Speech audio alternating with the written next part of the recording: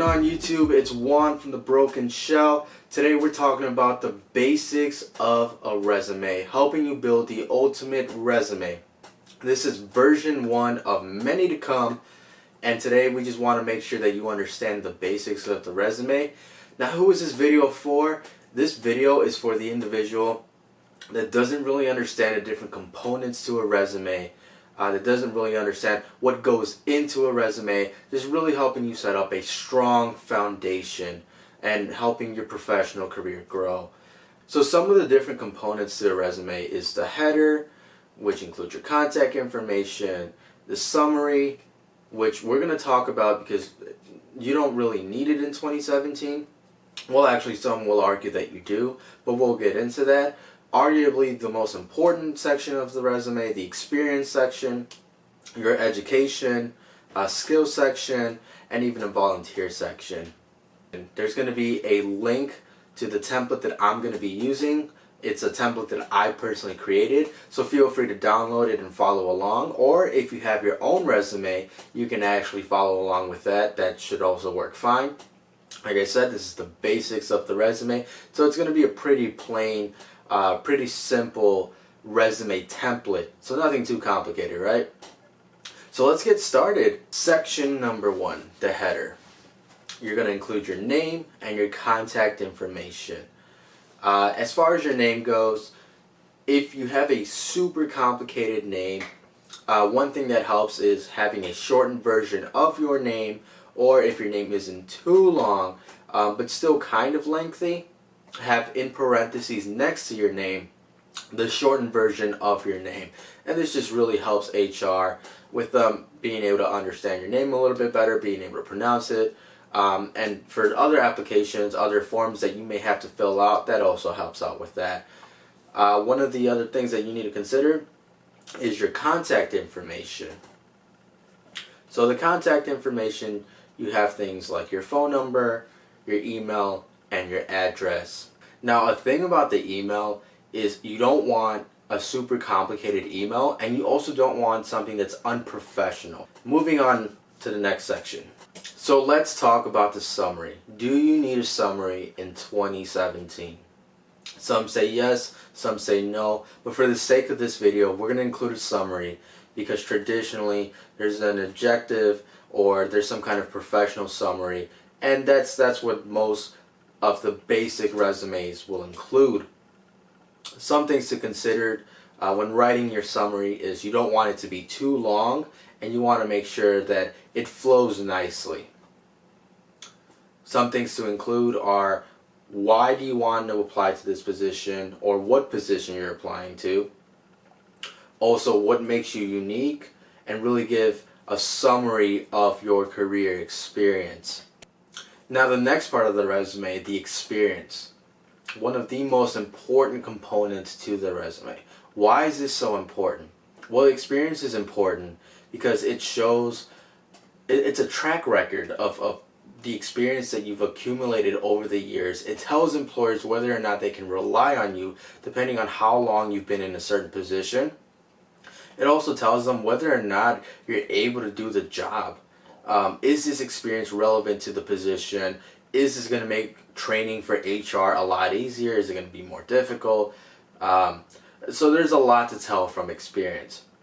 Now, one thing to note, if you're following along with this template, is that there's not too many bullet points. The reason for that is because a resume is a summary of who you are. You don't want to put too much text in there, but if you are putting text in one of these bullet points, you want to make sure that it makes sense, that it's earned its spot on your resume. So one thing is that I always tell people is you want to add accomplishments, you don't want to add tasks, right? So what does that mean? Well, an example would be, let's say one of the bullet points is I filed papers for an organization, or I filed documents for an organization. That's fine. That's a task, right? That's part of the job. But if you change that to say, I filed over 100 documents for an organization, all of a sudden that sounds more like an accomplishment. And that just makes the employer feel like, wow, this person really put in a lot of effort. It really makes you stand out. It makes your resume look that much more stronger. Other things to note is that you want to include the name of the company you've worked at and the position. If you're an intern, put down the type of intern that you were. Don't just put intern. It really helps give employers an idea of what are some of the things that you did in that position. And also, you want to include relevant or more recent experience. You don't want to put experience that you had 10, 20 years back. You want to have experience that you've had within maybe the last 2 or 3 years, and try to avoid putting gaps in your resume.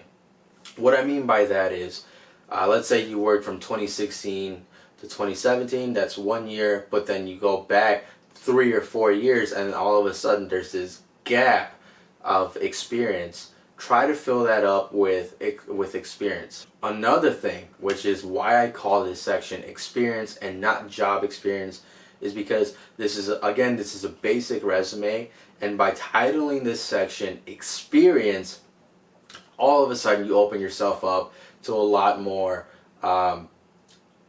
areas that you've worked in.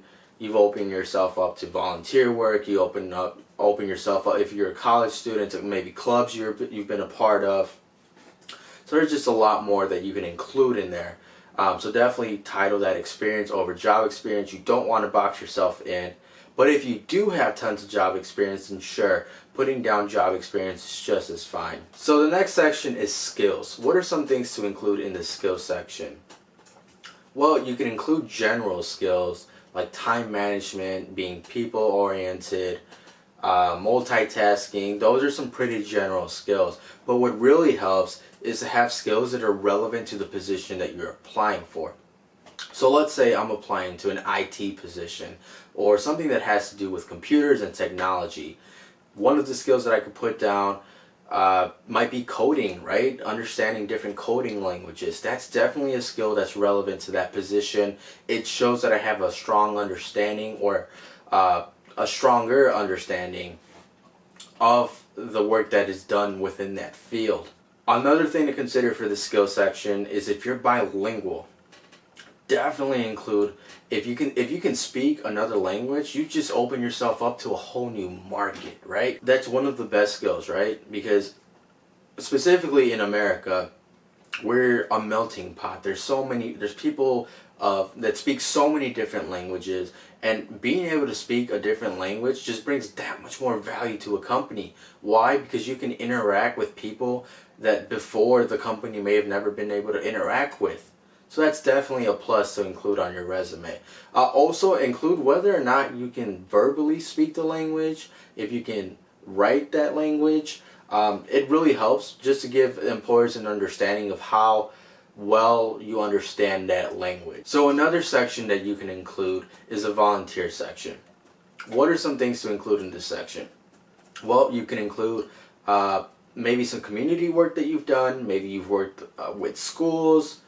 Maybe you've helped with tutoring. This is all volunteer work. And what does that tell the employer? Well, it tells that you go above and beyond of what's asked of you. And finally, the last part, education. If you're following this template, you'll notice that it's at the bottom, but there's nothing saying that you can't have it on the top. If you went to a prestigious school or you accomplished a lot at your school or have a really high GPA, definitely include that at the top. That's something to be proud of.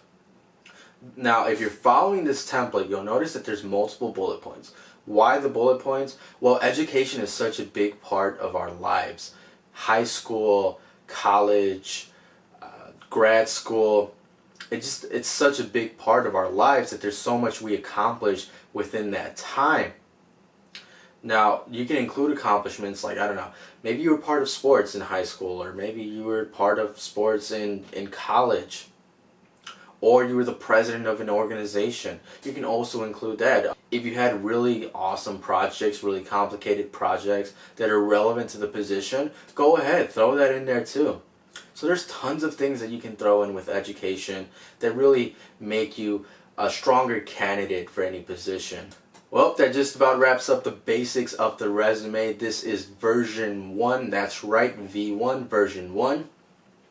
There's more to come in future videos. I hope to go into depth, learn a little bit more about the resume, maybe applying the resume to different positions, and really how that can really help your professional career grow. Now, as I had already mentioned, there's a template that I use for this video in the description below, so you can go ahead and download that. This is a template that I personally created. It's super simple for the sake of the video, so go ahead and use it for whatever needs you have. If this video really helped you out, make sure to hit that like button, comment on any future videos that you'd like to see, and don't forget to subscribe.